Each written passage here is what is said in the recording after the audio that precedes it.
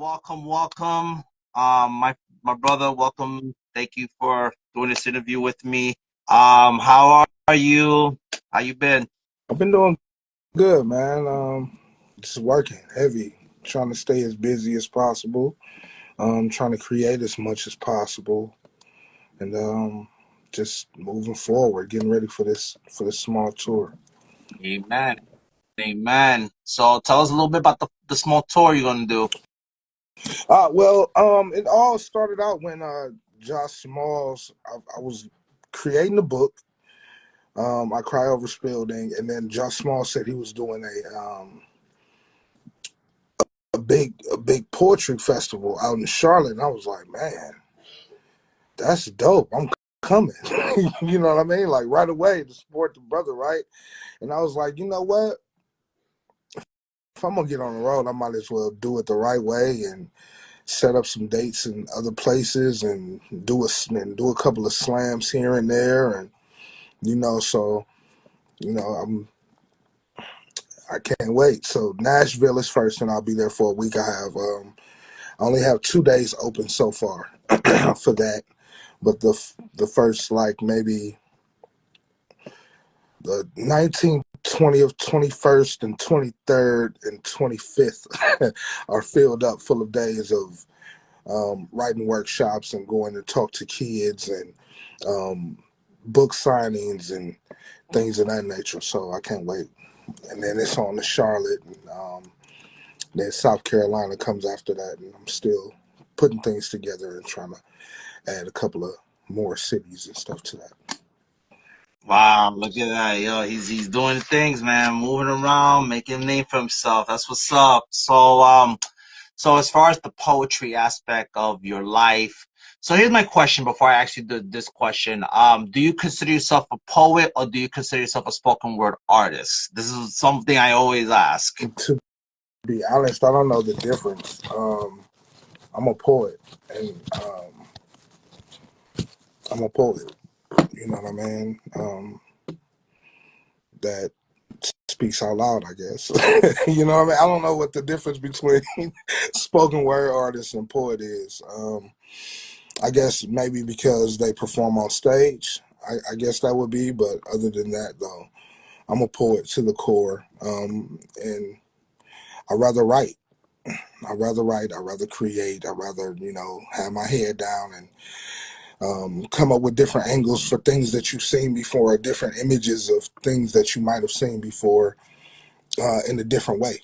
And paint pictures with ink and words so you can see exactly where I'm coming from. No, amen. Amen. So with that being said, as far as the poetry aspect of your life, how did that come to your life? Did it come to you? Did you find it? Did it find you? Like how did all this start for you? I'll be honest, I used to write all the time when I was a kid, and I never paid attention to it as poetry or journal writing or or anything of that nature. And then once I got to high school, I was a part of this pilot program, and the woman that was the head of the pilot program, her name was Sarah Noble, and she ended up reading one of my notebooks. She wanted me to write a poem, and then she made me get on stage and do it. And after that, I was like, yeah, this is something I can do. And after that, I started. I always cut hair at the same time too. So I just love using my hands, love creating, and things like that. So I kind of put it down a little bit and kind of ran away from the responsibility of it because I know it's a purpose. Now I do anyway. And I fell in love with it though when I got to the DFW area in Dallas, and just totally fell in love with it. So what was it about it that made you fall in love with it? The different angles, like it was certain things that it was certain things that we consider cliche, right? You can take a total cliche statement and create a totally different image out of it to make it not cliche anymore. To pull these images out and to add feeling and taste and texture, and all of these elements, all of these senses to a situation or a feeling is amazing to me. Being able to pull that out of our everyday speech um, is dope. And that's what I'm in love with, the the imagery of it. Wow. Yeah, and that's one thing I like about poetry too. You could paint so many, like you could take a canvas and put stuff and make a paint, like put pictures, put images on the canvas. I feel like poetry works the same way because it's not what we write, but how we write it, how we express it. It paints this entire thing, and it makes much sense what you're saying. And I think because it's interesting, right? 'Cause when I first started writing poetry, I was just writing because I used to see my dad grab a paper and a pen or a typewriter. He was just typing stuff up, but Right. I didn't really understand what he was talking about, what he was doing. But one day, me being sheltered and everything like that, I just decided, you know what? I just want to do it just because he's doing it. I'm just curious to know what this is all about. And it's Hmm. so interesting how that one little curiosity became this whole thing. Like I always tell people, because I did had a period where my dad, what I mean, where I didn't really write for a long time, and it seems like when my father passed away, I feel like God used that part of him to it kind of inherit to me, I guess, in a way, because I felt like all this inspiration came out, all this thing came out, and you mentioned about how you felt like this was a purpose for you. So Right. in what way in your eyes do you see that being a purpose? Like how do you feel like you can use that as your purpose as far as like not just because I mean I don't want to say it like in a way like oh it's just poetry and just writing and just speaking, no, but I feel like it's your words that can impact the people who listen to you. Like can you like how does that look like for you? I mean, for me, it's a form of therapy.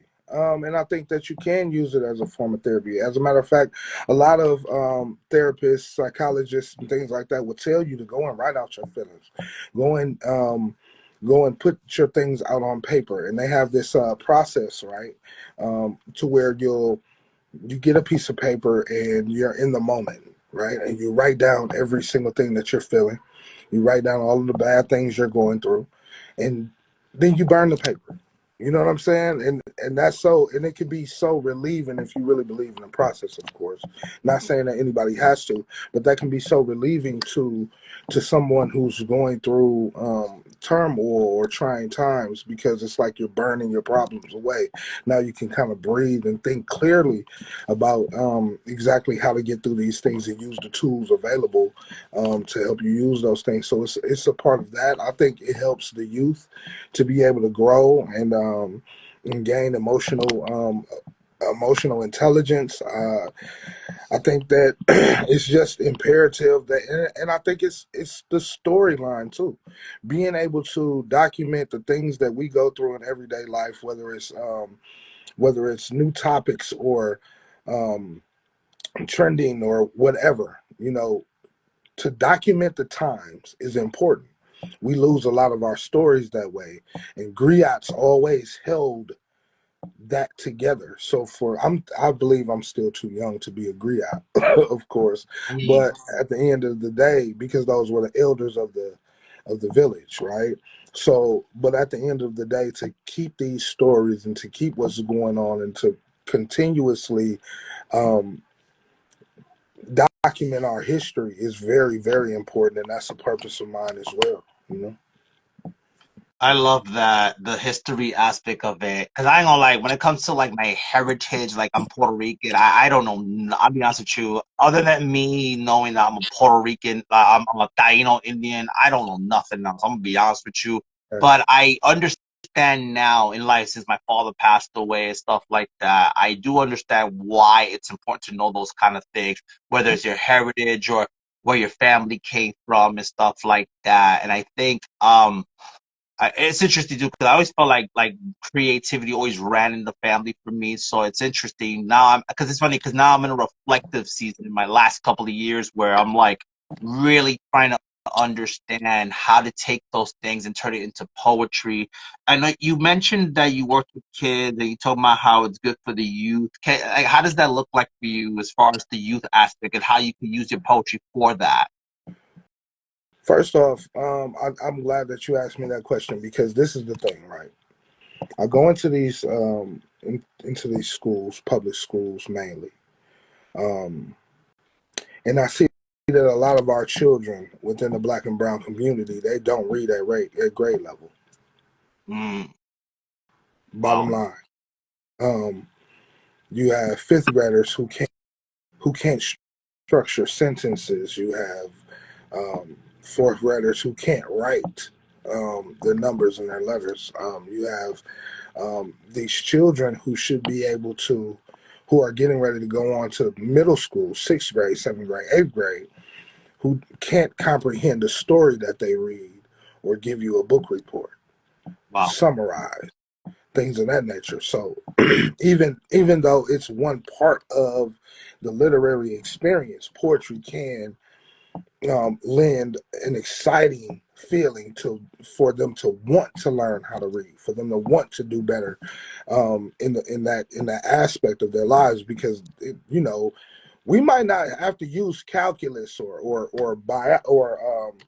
geometry for the rest of our lives, right? We might not have to use um, physics, you know what I'm saying, for the rest of our lives, depending on the route that we go. But every single thing that we do, no matter what, involves reading. And for them to be so far behind, it's it's scary.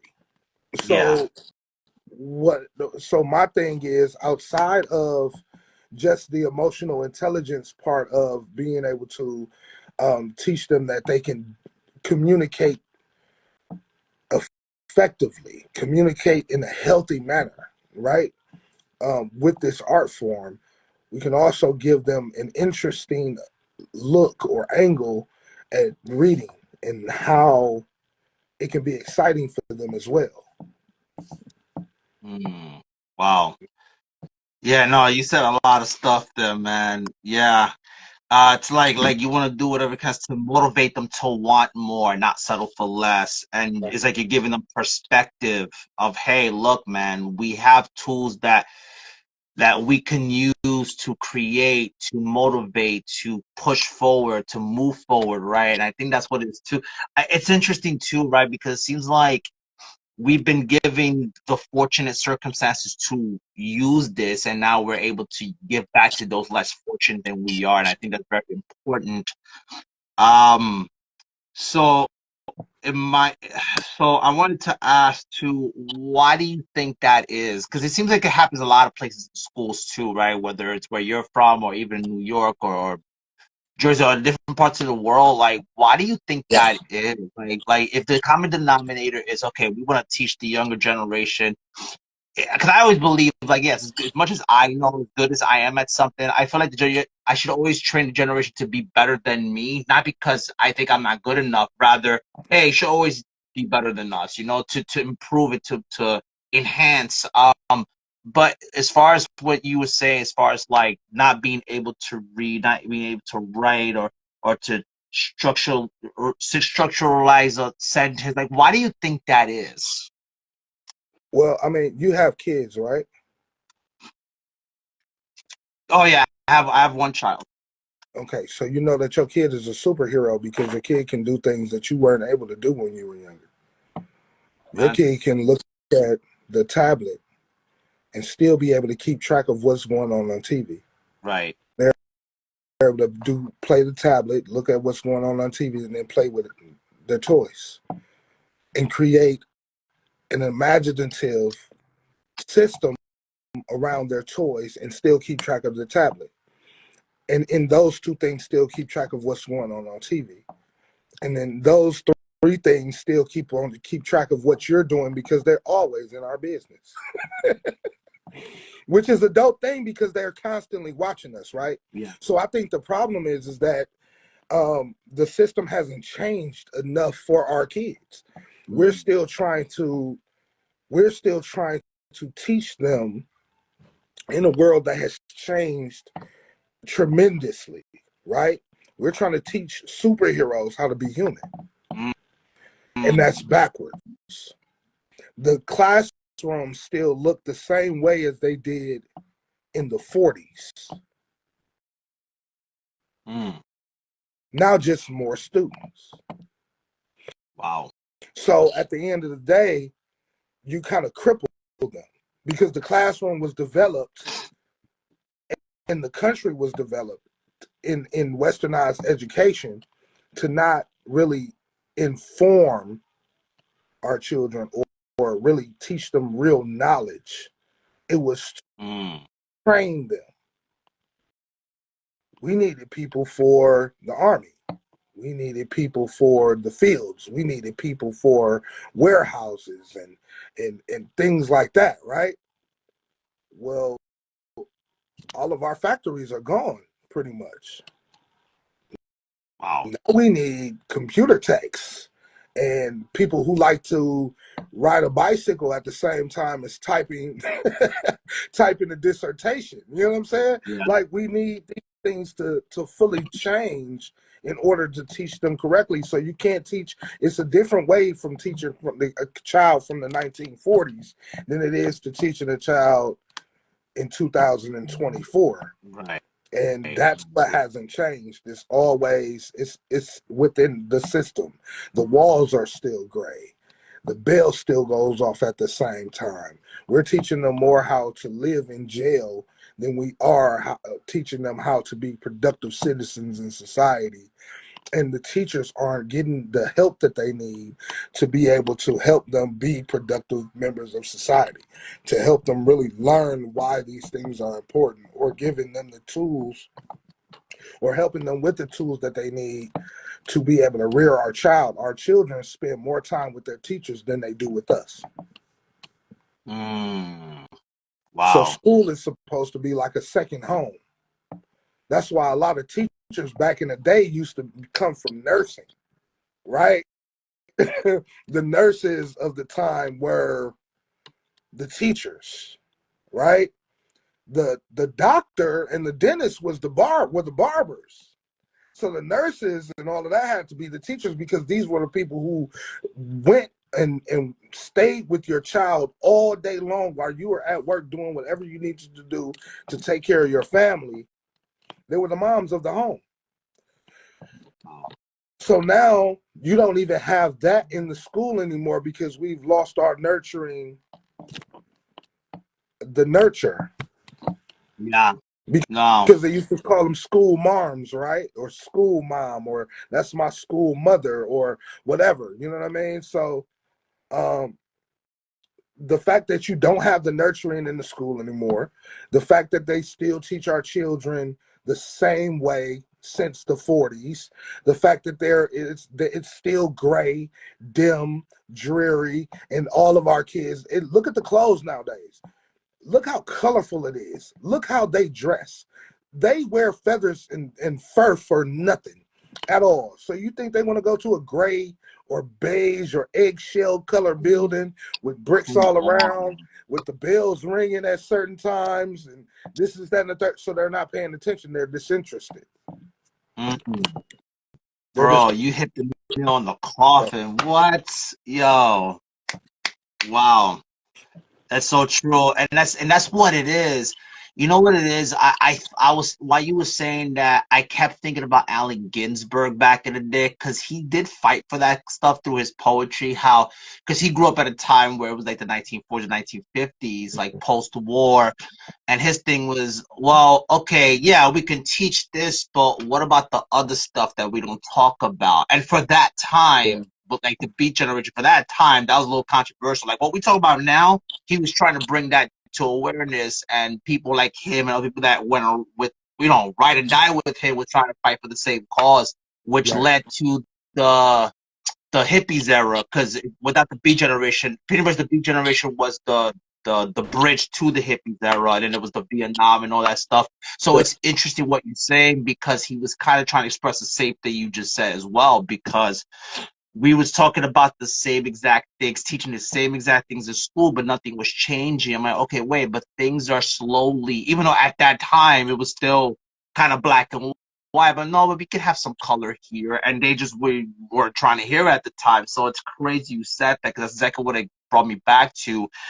And one thing I wanted to say about poetry and about what you said was, I think what Allen Ginsberg was trying to portray was, he would go to these rallies, like people that would fight for things like that, and he would write pieces and he would write stories about why they were doing these riots, why would they doing these rallies, because we want to change. There's the people who actually wanted change fought for that change, and it took a long time for us to get here, do you but even with all those things, do you, it seems like not much has changed, right? Because you're saying the Correct. structure of how it looks, and that's what I found interesting about what you said. And I feel like what it all comes down to is, so because I feel like somewhere down the line, somewhere, somehow, people stop fighting. Somewhere they stopped fighting, or they kind of gave up. Like, at least that's what I'm taking. Maybe I'm wrong.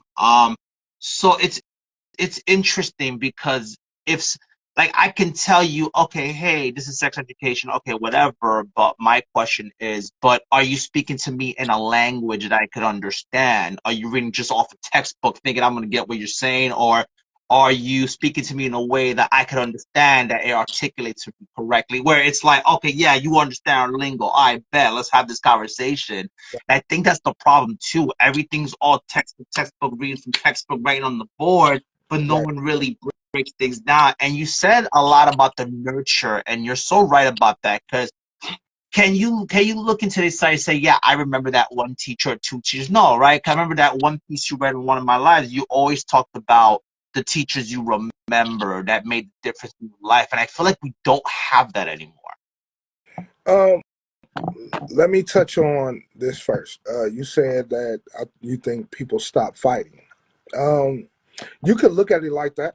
You could say that, and I don't think too many people would disagree. But I like to look at things a little bit, let's go a little bit deeper on that though, right? Because when you have teachers, principals that are a part of this system, right? And then you have the school board, and the school board has the superintendent, and the superintendent has to answer to the alderman or alderwoman or whatever, and they have to answer to the mayor. All right, so boom, you've gotten people who are so stressed out about financials that they can't think about being nurturing or Mm. how bad the system has become. They're always working. You have come from a, a place to where your wife can stay home. You have your job, right? You bring home the money, but you have come from a place where you could literally live off of one income back in the day, Yeah, to where you are barely making it with two now. yeah, So not only is the system, the school system failing, the country is failing because mom and dad are now out of the home, them both. A lot of the children have to stay at home, and some of them, in most cases, get home before the parents do. A lot of the time, you're deadbeat when it comes to homework and things of that nature. I was trying to help my son with his homework, and it was basic math, right? But instead of stacking the numbers and saying, okay, well, I'm going to subtract this, borrow from here, group here, and this, right? It's no, you have to take this and turn it into tens, and then let this be the ones, and then let this what? hundred, and then bring down the tens, couple the tens back together, and subtract from. It's crazy. It's Oh crazy. my That's basic math, by God. the way, right? It's not using the red and yellow coins we used to use back in the day, or the cardboard pieces, or whatever. It's not that anymore by far. by far. And my Uh, son's only 5. mhm. It's crazy. So I'm scared now. Yeah, Like that is wild. first grade is gonna be wild.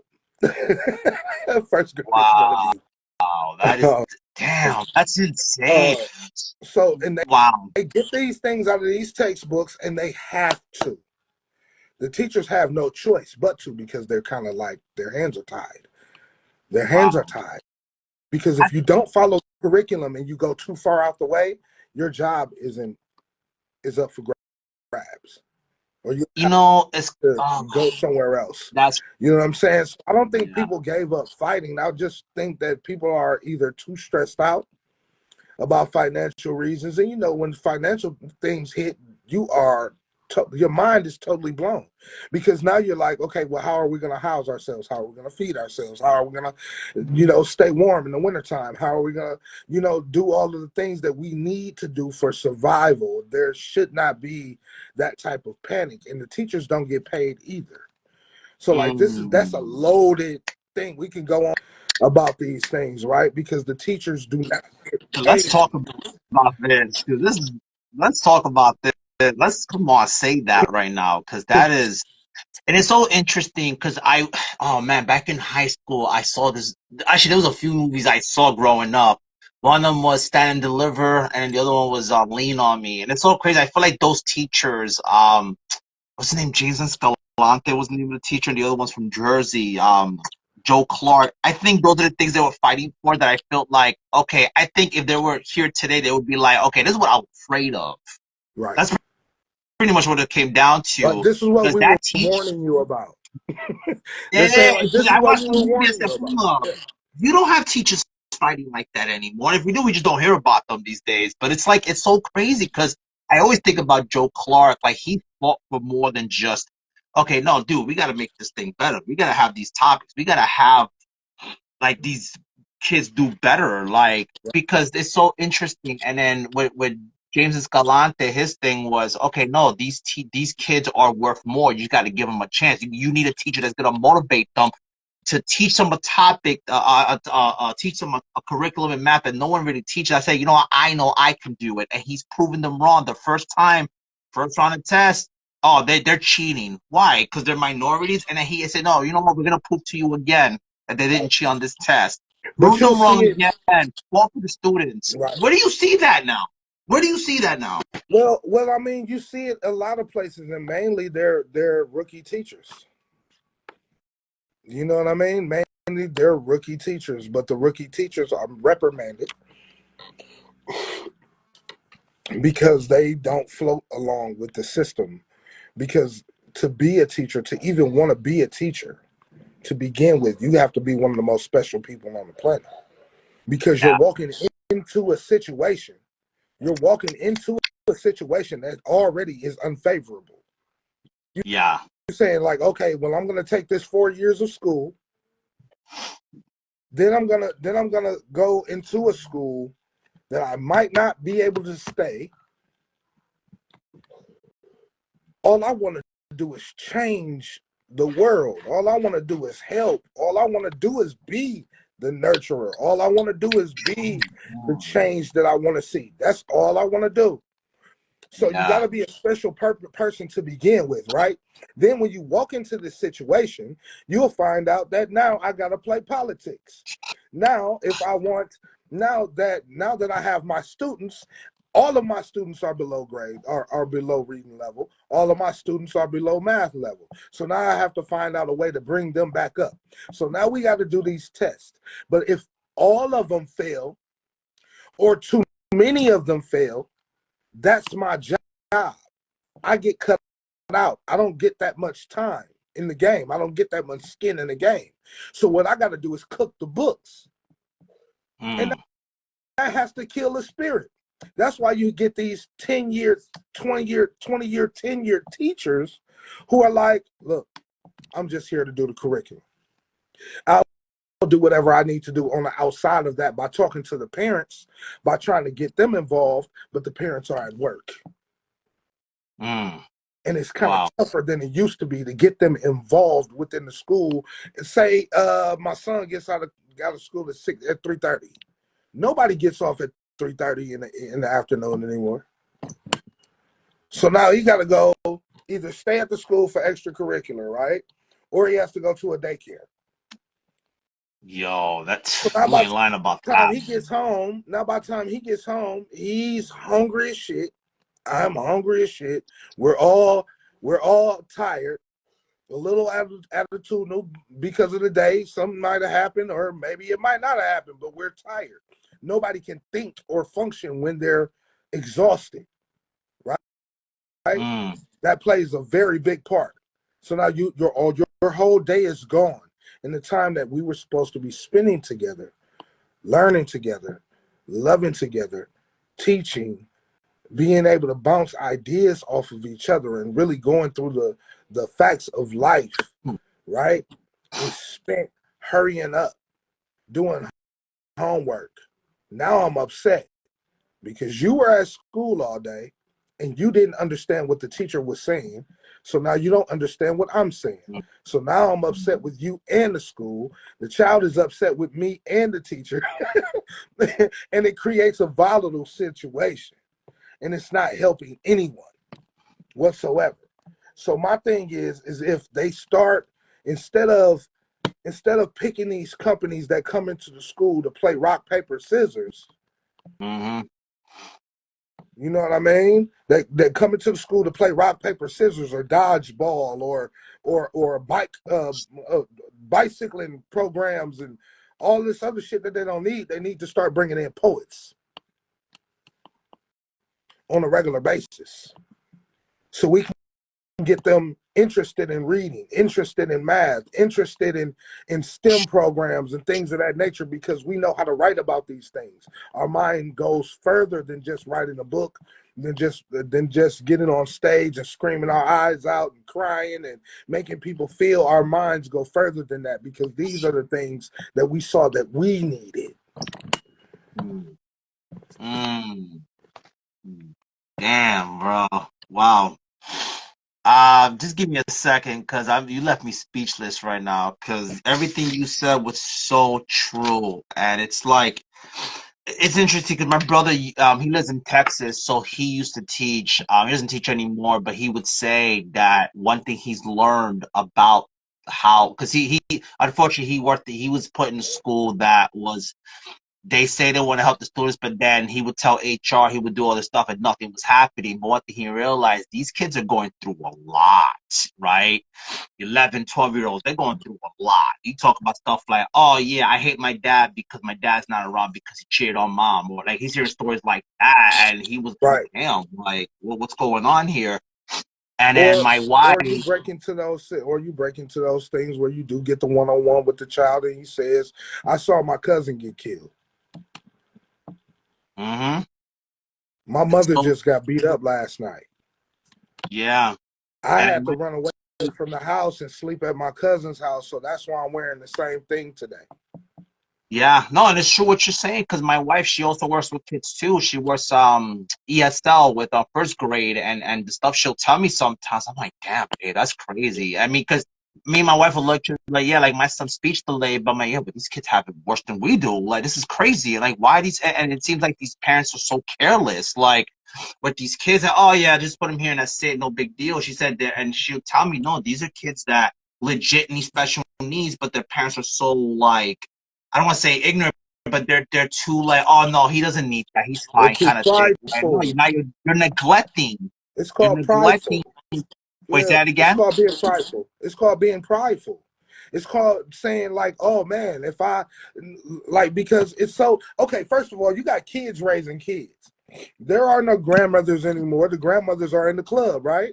So now you got these children who were raised by the next door neighbor or their grandmother, who really didn't have time or was maybe too old or whatever. They had way too much freedom, and now all you get is societal norm. Well, what's the societal norm? The societal norm is a lie. Always, Yeah. and will forever be. And since we have social media, oh man, what's the first thing people do? Oh, I'm putting my kids up on social media. I don't care about the parents who are out here who take pictures of kids who are on the media. But look, So so now you got these people, oh man, look at Johnny. Johnny look at Johnny's outfit. Bro. I didn't grow up like that. Look Like, at that's what's Johnny crazy about shoes. it. Look at Quan's look at Quan's Quan is doing great in school. Quan just got through failing. The only reason he got pushed through is because schools have this thing called no left behind. Mm. Mm. It's up to the parent to say, no, I think he should stay back. Yeah. That, So bro. the prideful nature having to be made by a child who was never really raised themselves is dangerous. Oh, yeah. Because you put another generation of people in a chokehold, educationally, financially, emotionally, and it all equips to trauma. Then nobody knows how to deal with the trauma because it's a stigma on mental health. Yeah. Because if he says I need special needs, he might get the psychology he needs, he might get the therapy he needs, he might get the speech therapy he needs, but nobody wants to say that because nobody wants to say that their child is slow. Yeah. And it was Rides crazy. rides Growing up. short bus or this or that, right? Because it can be a little bit embarrassing, but what's the bigger picture here? Do you care more about where you stand or your status, or do you care more about this child's future? Yeah. Right? Yeah. So this is what the teachers are up against. They're up against budget, they're up against pride, they're up against emotional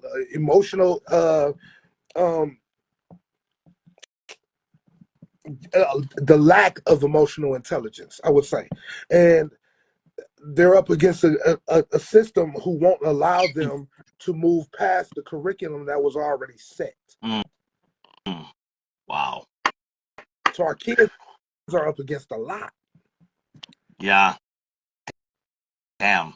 That's what I'm saying. And I think, like, it all goes back to the one thing you said, the nurture.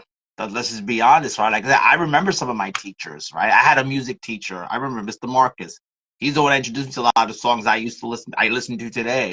You know, I had a teacher named Mr. Bartoldes. He's the one that introduced me to rock. He was my global history teacher, but I learned so much about life from him. Mm-hmm. And he's talking about stuff that he would like, okay, like this is global history, but then we had a moment where we would just talk about, hey, what's on your mind? How's everyone doing today? Now I don't see, it doesn't seem like it's like that these days, but I remember a lot of my old teachers and the difference they made in the way that, wow, okay, this particular teacher actually cared enough to see how we doing. Okay, let's talk to the parents.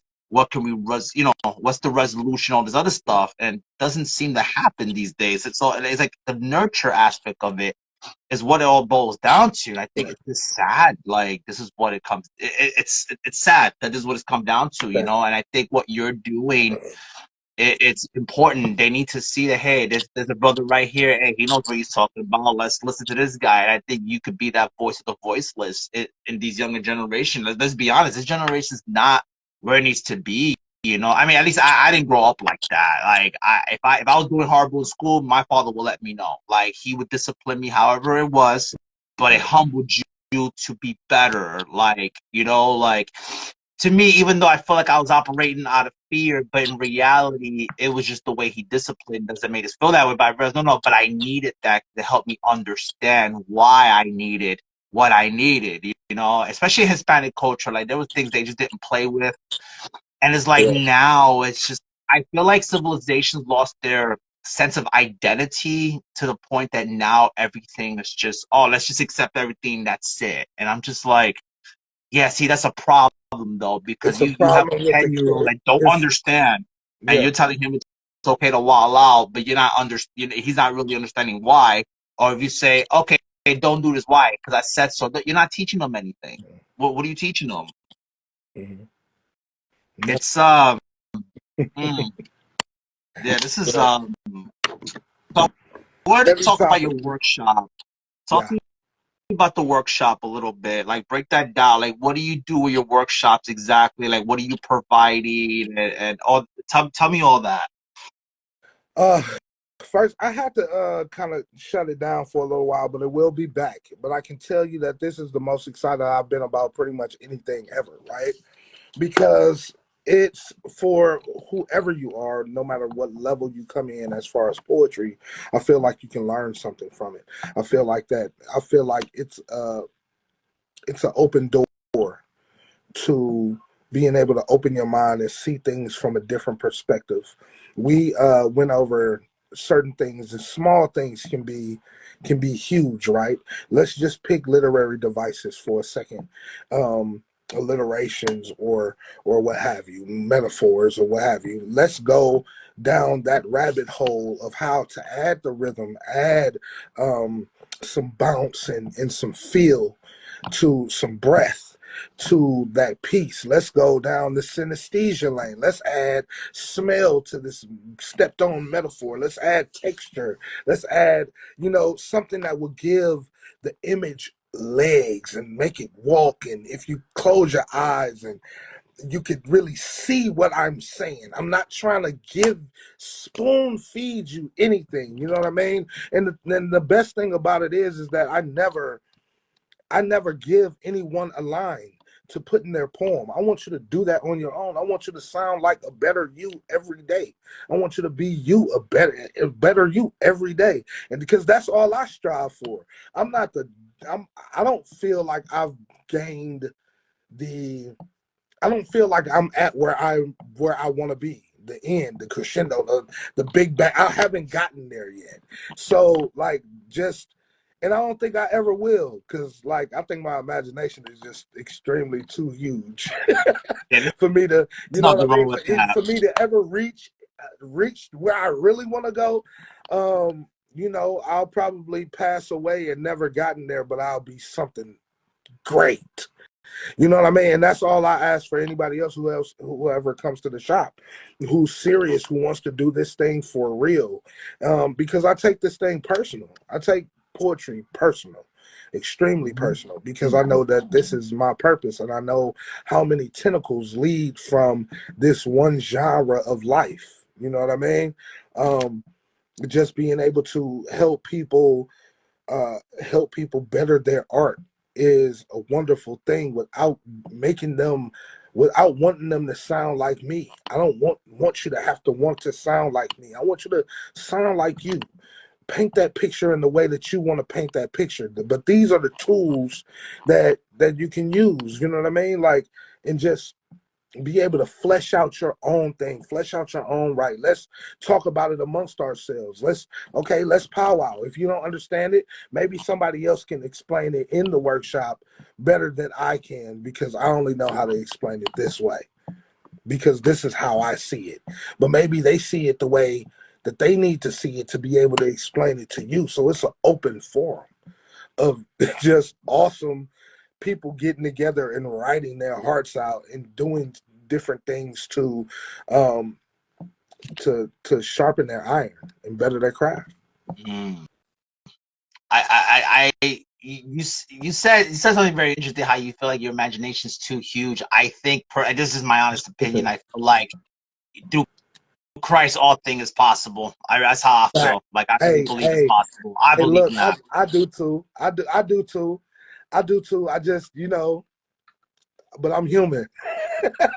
So however far he gets me is how far he gets me. But I know I am pushing my imagination to the max. To the Amen. max. Amen. Um, no, this actually humbles me what you said too, because I feel like you just confirmed so much for me as well what you just said, because I ain't gonna lie, because before 2023 I was on a hiatus for a hot minute, didn't really have a sense of direction, so I feel like this was confirmation that, yeah, like even what we're doing right now, what you're doing, even what I'm doing with my platform, I feel like I really feel in my heart I'm definitely called to do this, and I feel like you just confirmed so much. And it all comes down to is making a difference, giving a voice to a place that didn't have a voice before. And I think that's definitely important, because we have a story to tell. We have an imagination to explore. We all have we all have something we want to give back to. Because my main goal in life was always to give back. I want to give back where what wasn't given to me. Unfortunately, I grew up in a sheltered home, so I wasn't really allowed to express like I'm expressing right now, and I had to fight for that. And and especially me being, I did grow up special needs, even though at the time it was called special education. Mhm. You can't even say that anymore, but hey, that's a whole other conversation for another day. But Let's not go with how many things we can't say anymore. bro, I might go off on a tangent. well, let me tell you, like, I feel like what you're saying, like, I wish I had that growing up, Mhm. and that those workshops and stuff like that, because it's important, it's needed, it gives them a sense of belonging, and I feel like you doing that and starting that up again, I think I really believe that will definitely make a big difference. I definitely agree with that. I think is what needed for, especially this generation, the way it's going, the way this economy is going, the way this generation's going. Because think about it, these younger generation, they're gonna be the ones taking care of us when we get my father's age. God rest his soul. But when I'm like 69, 70, they're gonna take care of me. And it's Right. like one thing I always tell my wife about. I said, babe, like you realize the authority figure, like these generation today, that's going to be the authority figures of my son's life, and I'm fearful of that because I feel like the guidance is not where it should be, and to me that's a problem. I think that's why they need people like yourself and other people just like you. If we can all somehow be that difference maker, be that bridge to really make that, I feel like definitely that could definitely make a big difference. I definitely believe in that for sure. I am going to read some of the comments on here because I don't want to neglect the comments. Skeleton Lounge says too much self identity and not enough community. I definitely agree with that. And the Aunt of Dragon says, and that terrifies me. They're so self obsessed with themselves to care for others. Yeah, and that's another thing too. Self obsession. Yeah, that's. Oh man. Yeah, yeah. You know what it is? You're just really hitting the nail in the coffin because you know what? Like you're talking about stuff that not a lot of people talk about, and I so much respect for you for that.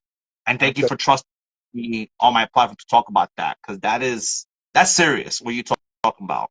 That is that's, serious. thank you, man. We live in a society that believes in cancel culture. I don't believe I can be canceled no matter what I say. I always Because say God has the final say. I'm sorry, Mhm, God has the mhm. final say. But no matter what, at the end of the day, I believe in two things, and that's respect everything around me and respect myself. So, um, with that being said, in itself, right? Truth will always come out on top. It's not a secret that our school system, our public school systems are failing our children. It's not a secret that they had No Child Left Behind and then they named it something else to make it sound a little bit more palatable. And they'll take a child that can read under a certain grade level that they're not supposed to, like, that are below grade level, and still push them to the next grade until they become totally dependent on the system. Mm. It's those are facts. These aren't lies. And when we start looking at certain things, um and we start pushing the issue, then maybe some things will change. Maybe if we start looking at who we are letting in the office, as far as, okay, let's not talk about president. Let's not get into a debate about who the president is and what shoes he just came out with, and if Biden is too old or not. Let's bring it back down to the person who probably lives down the street with you, the mayor of the city. Let's go. Let's go to that aspect alone. Start looking into him more. Start looking into who your aldermen and alderwomen are. Start looking into who your superintendents of your schools are. Start looking into how we can stop the bias of these scholastic star, whatever you want to call them in your city, their standardized testing, because they don't benefit anyone. Half of the time the teacher doesn't have time but to teach them how to pass the test. That's it. They're not learning anything else. Mm. So once we start buckling down and having these forums and these discussions about what we're really going to do about our community, then that's when things will start changing. That's when things will start picking up, and we can start raise the standards for hiring. It's too easy for hiring. Yeah, no, not even the standards for hiring. The standards for voting in, for who you gonna vote for. Because a Mm. lot of these young teachers, they might not have all of the credentials, right? They might not have all of the credentials, but they got the heart. I'll take anybody with the heart and teach them whatever they need to learn. Because I bet you they'll come out better than anyone else. They'll come out better than anyone else. You know, yes, they're actually teaching them how to memorize. They're not teaching them comprehensive at all. But it's not. All over the country, it's not a comprehensive test at all. It's not. It's not what you have seen in order to be able to function in society. Yeah. It's not. They're not creating functional human beings. They're creating robots for Yeah. a system that's not even in place anymore. Yeah. We don't Like, have factories here anymore. We don't have a whole bunch of foundries here anymore. The oil jobs are going away. There's no yeah. coal mines here anymore. There's no, there's jails, prisons, AI does that shit and now too. AI. But no, AI could be good. There, It there are it can be good children and who bad. need I to have a learn AI, yeah. computer, I mean, AI, yeah, I have no opinion computer. about that, but go ahead. Facts. It's I like to say it's a heaven and hell of everything. Yeah. Right? So, but I'm saying like there should be, why isn't there any robotics programs in the inner city? Look at that. Wow. Huh? Fine. Yeah, Like, let's okay, since we're talking about it, let's get down to it, okay? STEM programs, little to none. Little to none, unless you're talking about a charter school or a private school, right? And barely the charter school, because charter schools ain't shit but public schools that are privately owned, right? So there isn't enough programs in our community for the children. What has the Boys and Girls Club done for our community lately wow. in our inner city? What programs do our children benefit from in mass scale? Where's the DARE program? Where did that go? Did that die with Nancy? Wow. Huh? So these are the reasons why I believe that putting in place, and there are some great people. Natasha Carrizosa, she was living in Texas for a long time. She does a lot of things with the children. Poet Don Juan, he does a lot of things with the children. Coach Josh Smalls, he does a lot of things for the community. You know what I mean? Just Miss Lovely, AZ, does a lot of things for the community, for the children, and for the community itself. She feeds a lot of people in Arizona. You know what I mean? So just with those few people there, right, we can see that their attempts are working. My program, when I go into a school, they love the fact that I'm there. Mr. Smith, I'm not Black Noise there. I got to go in with my Okay. real name. I got to go in with my real name. They'll find out that my name is Black Noise. They lose their mind. Like, oh my God, I didn't know you did poetry. But hey, baby, this is what we've been doing the whole time. This is poetry? Oh man, this is cool. Oh, okay. Now, let's see. I need you to read this. Now tell me what it was about. Well, you were talking about this, that, and the third. Oh man, before I got here, man, you've grown so much. Poets are needed in the community. Oh yeah.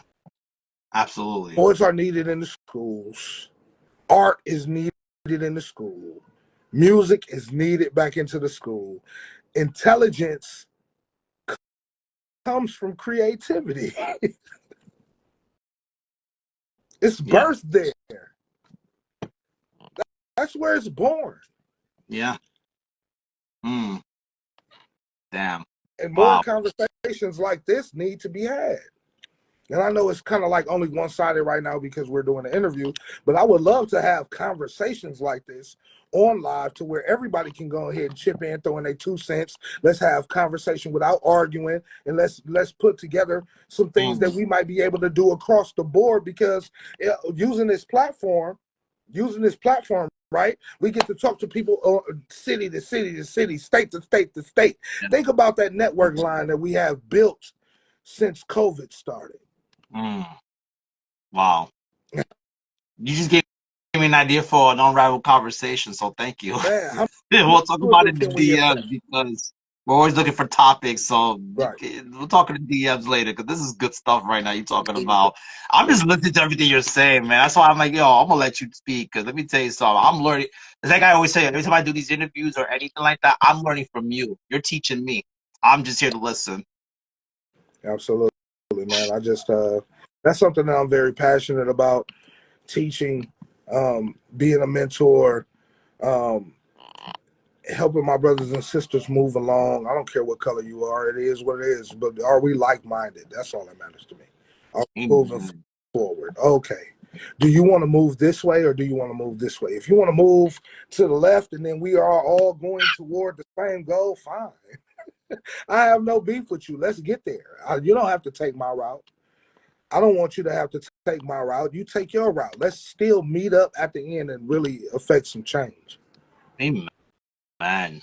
Amen. Ah, wow. Wow, brother, let me tell you something, man. This whole lot, wow. This was, I know it's gonna be a great live, but this was like better than great. Holy Man, damn, bro. appreciate Like, and I mean that from the bottom of my heart. It's not kissing ass or gaslight. Like, I really mean that because I learned so much. I gotta really look back at this live over when it's done because I gotta really look at this again because this is like, oh my God. Did you spit in the facts, man? And I think that's what it is. I think it's come down to is that everyone nowadays, I think they just have a lack of motivation. I feel like if we could bring back aspects that did, it's like this: if it wasn't broken to begin with, so why are we trying to fix something that was never broken? And now we broke it. Now we gotta fix the thing that was broken, that was never broken to begin with, and it became this whole thing so convoluted when it didn't need to be. And it's just like, wow, you know. it. But yeah, man. Mm, There's so many wounds okay, in the country that have never been able to heal. There's so yeah, many there's so many backstabbings to date that have never been able to heal. oh yeah, They might absolutely. snatch the knife out, but then the the knife is still in most of these wounds, right? We got to start removing these knives so we can heal, and that's parodying or off of one of the lines of Malcolm X, but because I don't like doing plagiarism. I get um, you. I get you. my thing is, but just being able to function as a society on a better plane, to be able to come together and say, hey, these are the problems, these are the issues. Now, what's the solution? You know, what can we do creatively to impact our communities in a better way Mm, instead of gouging, instead of being the door-to-door salesman, instead of sitting back and letting the system do what it's been doing. What can we do creatively to move our culture forward? And that's what Black Noise Youth Initiative is all about. It's a creative way to be able to move the culture forward and impact lives at the same time. Um, man. I actually got a poem that's about book banning, which I really can't stand right now. So you want to hear it? Yeah. Yeah, so let's do that, and then I'll ask the last question because we are towards the end of this live. So yes, so please read the piece. Yes, please. Absolutely.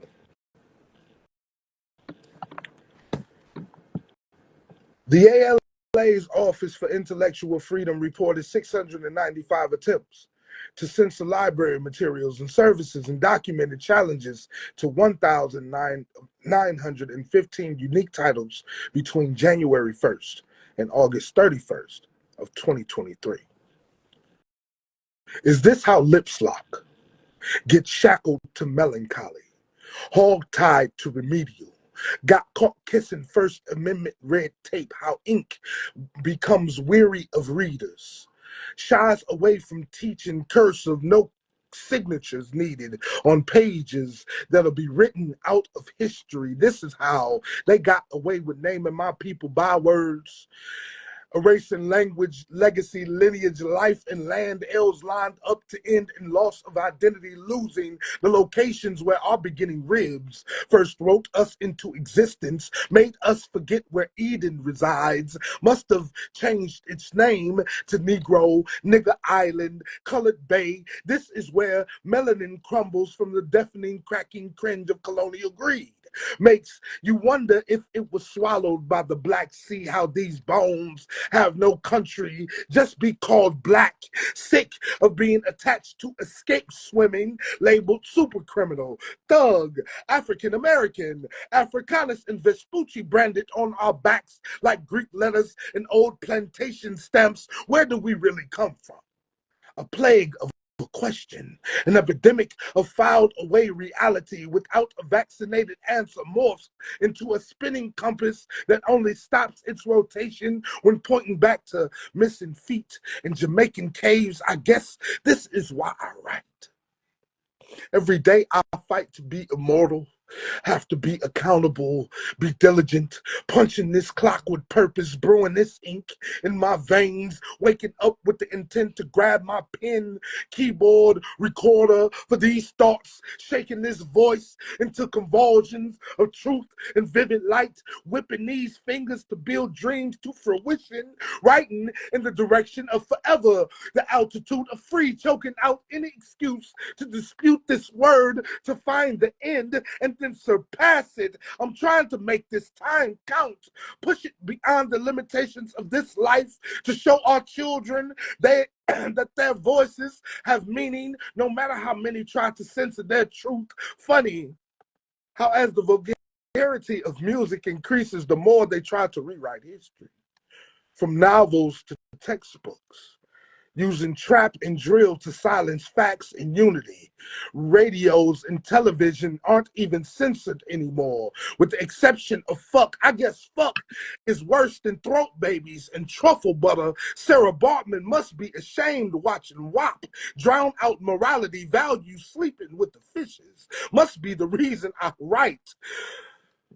Keep hearing the ghost of Tuskegee scream to tell me censorship is the new syphilis. They keep experimenting with our standards.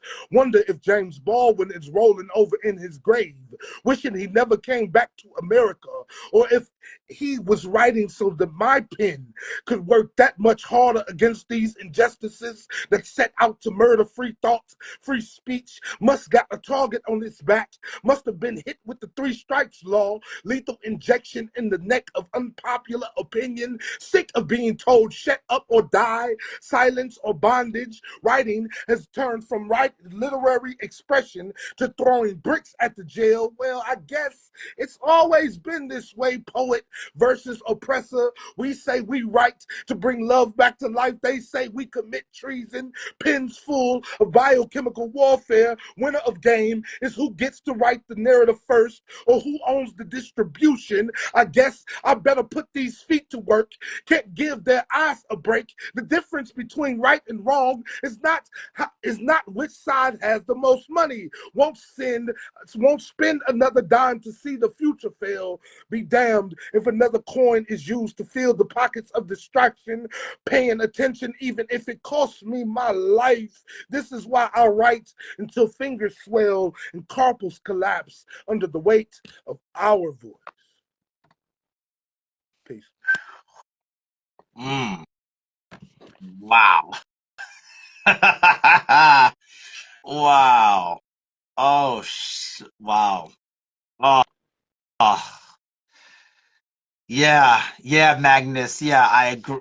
Yeah. Oh man.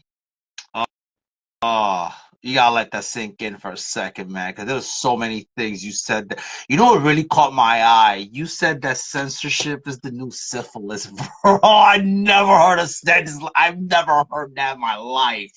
Yo, that's crazy. Cause it's like a disease. It's so true. It's like an STD. That's what that really is. Like, oh, cancel. Okay, I'm gonna censor you because I don't like what you said. And it'd be the most dumbest shit sometimes, right? And again, we gotta do everything out of respect, but it's just like, oh my God, like, yo, how did you, yo, yo, this is wow. Mm. Indeed. He said censorship is the new syphilis, man. That really, because even with that so many directions, so much conversations you could throw in there right now, just that alone, along with the others. Yeah, yes, Magnus, yes, a PoetryGasm. That's exactly what's happening right now. Oh, brother, oh God, mm, yeah. I gotta let this sink in because I'm losing my mind right now. Oh, whew. Wow. Yeah, yeah, man. Thank you. I uh, oh shit. Wow. Yeah, I gotta breathe because that was. I'm the kind of person I soak up. It's like I'm always learning from you guys, and it's like this is an honor and a privilege and a responsibility to do what I'm doing, and it's like, bro, listen, man, God connects the dots for a reason, man, and this is not a coincidence, man. Because it's so many things. Like me and my wife talk about school stuff too, you know, because my son's considered special needs, and I grew up that kind of similar way too, because I was also speech delayed, and my son's speech delayed too. But it's like, okay, like, but how could I not do the same thing my dad did, but rather how can I be better? And how could we make my son not feel what I felt, feeling less human, feeling vulnerable like that, and not having that love and affect? Because I grew up with tough love and stuff like Right. that too. And it's just how I want my son to feel as comfortable as he can in his own skin, no matter what disadvantages he has at the current moment. Because I know this ain't forever. Right. This is not forever. Right. It's just temporary. It's for now. I think about like Moses, because he was speech impediment and everything, stuttering like crazy. But but God gave him Aaron, right? And Absolutely. you know, so hey, there's whatever your Aaron is, that's God Fact. got you. I look at it, man, and it's like, whew, man. Yeah, yeah, man. Um, oh, okay. Whew, okay, because we are towards the end, so let me get myself together because that was really powerful and much needed, worthy, timely piece. Thank you for that. So I always ask everybody this question. So when we're not around anymore, when they hear Black Noise, Mr. Smith, what do you want people to remember you for? What impact, what legacy you want to leave behind? What if there's one thing you want to be remembered for when your name is mentioned, what would that look like for you? I just want him to say he was a great man. Wow. Yeah. Yeah. Mm, He was a great man. That's it. wow. You heard him. You heard him, everybody. Wow. Uh, brother, thank you so much for this. I definitely needed this today specifically, man. You know, like I said, I live my life the best I can. Do I always get it right? No. That's why I always feel like, listen, I need Jesus every day because I don't always get it right. I said, Lord, check my heart first before I act out because I know if I'm about to do something I'm not supposed to, I know there's something wrong. Like, that's just the bottom line. Right. And I really definitely needed tonight and this conversation. This really puts so much perspective. I gotta show my wife this once we're done because yeah, yeah. So That's the honor. That's dope. mm, You know. because that's the top tier right there, though, for like what we do. I'm married too, like, you know what I mean. So, so it's like, just for you saying that, that's dope, because I know that, yeah, that's the one. You know what I mean? That's what we like. You think this is all right? That's what we bring it to, right? You think is this cool? So yeah, that's dope. Because, what I'm That's saying, dope. my wife was the one that pushed me to start the podcast slash platform again. So, I mean, I thank her for that, and it's just, yeah, yeah. It's funny because I have a lot of poet friends I've been interacting because I've been around this poetry Instagram community since 2018. So I've met a lot of people here, and there's a few poets that work within kids, work within school system as well. That I know I have to show them this live once we're done, because I know this would definitely give them perspective as well. Um, mm, yeah, yeah. Oh my God. Brother, thank you so much for this. For everyone that's just joining us, or you're gonna watch the replay. If you don't know who this brother is, you need to know who he is. Anything you want to plug in? Oh man, the big deal. The I Cry Over Spilled Ink, A Poetic Revolution. My book is up for pre-sale now. You can get it off my website at www.blacknoisepoetry.com.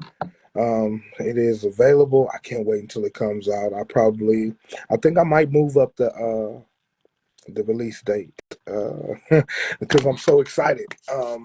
Because it's already finished and everything, but you know, Angel Kim, she's down there. She actually has a discount code for you guys. www.blacknoisepoetry.com. You can use the discount code Angel and get 15% off your purchase. So, you know what I mean? Yeah, that's it. I can't wait. No doubt, no doubt. Thank you so much. Thank you everybody for joining for Unraveled Sessions Live.